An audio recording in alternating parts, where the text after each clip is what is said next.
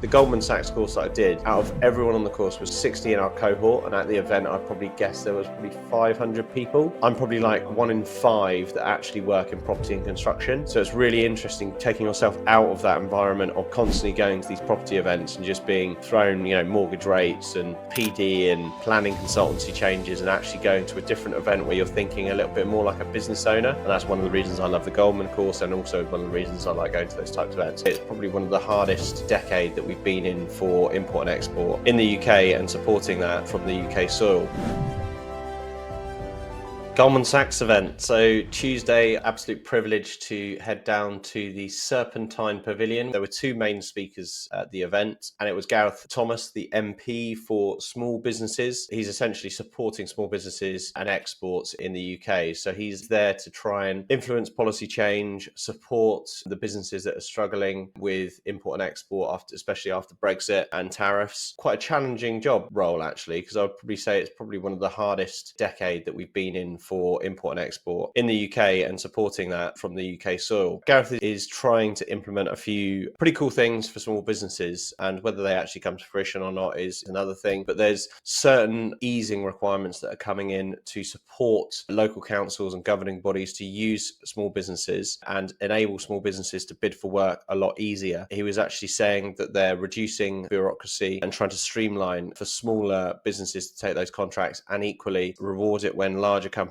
pay small businesses on time, which is a huge one. So what they're recognizing is larger companies who have worse payment terms don't support the grassroots of this country, of the small businesses, because we need the cash flow to grow our revenue in our business. So he's essentially trying to reward invoice payments that are done more promptly, which is pretty cool. Equally, he's looking to make it a lot easier for retail, leisure and hospitality by reducing business rates and tax payments on premises for those businesses. It's no shock that retail is still struggling. All the high streets in towns, there's often secondary high streets, there's a lot of boarded up places, and it's not the rents, it's the fact that everyone's got to whack 42 to 50% on business rates on top of that as a taxation, like a council tax. And if you look at your cost to live in your property, let's say you've got a £2,000 mortgage per month, but that would bring in your total mortgage cost per year at £24,000 per year. Your business rates or your council tax is probably about 10% of that cost. So not a huge amount. Business rates is like 40 to 50%. So it's a huge amount. So he's trying to ease up taxing for those 3 industries. So retail, leisure and hospitality might be an opportunity to potentially look into. Another one that's really cool is he's putting in an extra £250 million in the British Business Bank, which is shortened by BBB, but it's basically a funding structure that various different banks are affiliated to, and there's various different schemes of funding that you can get into there. They're also doing a green growth guarantee scheme where there's a £30 million pilot encouraging lenders to finance green tech by absorbing some risk. So we might see that in the real estate market coming in for more support for EPC standards performing higher. I think there's only a few lenders like Octopus that actually you could potentially benefit from producing green buildings, which is beyond me. Obviously the government's got this huge agenda, like you've got to be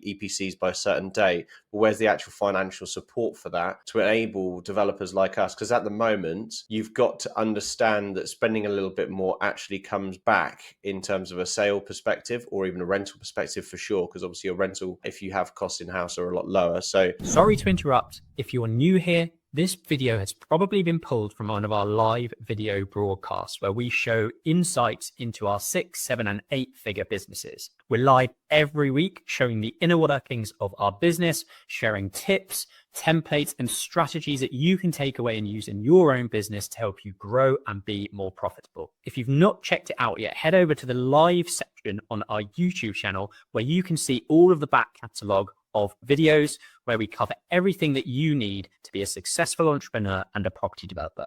Back to the video. Some really cool changes there. And then some other tweaks and changes that they're making more sort of export and trade is probably not as necessarily relevant for contractor and, developers like us, other than the fact of cost of materials. But they're taking this into really good consideration and trying to do a reset with Brexit. I think we handled Brexit pretty poorly and we sort of upset everyone and then negotiated really badly. Should have probably just apologized, swallowed our pride and negotiated a better deal. The Goldman Sachs course that I did, out of everyone on the course was 60 in our cohort, and at the event, I'd probably guess there was probably 500 people. I'm probably like 1 in 5 that actually work in property and construction. So it's really interesting taking yourself out of that environment of constantly going to these property events and just being thrown, mortgage rates and PD and planning consultancy changes, and actually going to a different event where you're thinking a little bit more like a business owner. And that's one of the reasons I love the Goldman course, and also one of the reasons I like going to those types of events. So that was one of the speakers. And then the next speaker was like a fireside chat with Jamie Laing. He was very much the cheeky chappy that's sort of happy to sort of wear his heart on his sleeve and have a bit of fun, but also actually came up with some quite solid and sound business advice. I've never really seen him in that light. I probably could find it if you wanted to, whether it's podcasts or something, but you never really see him in the serious light where he's talking about business. And one thing that I love about how he was talking about business is he used an analogy. He said, if you go to sports day, you'll always see kids running, and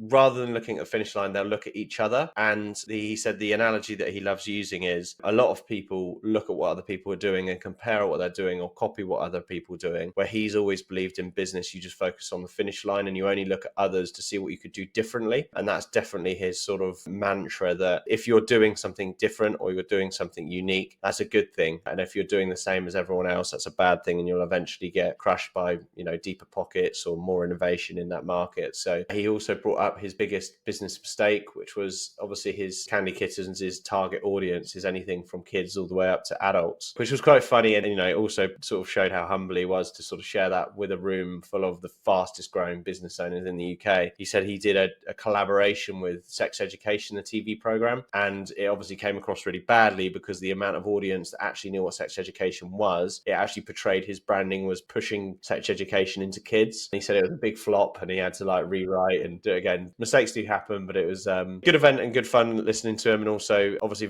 two very different speakers with Gareth Thomas and also him, but no, fun nonetheless. If you got value from this video, make sure you click the subscribe button down below and ring the notification bell, because we release one video at least every week, so you'll be the first to get notified. See you on the next one.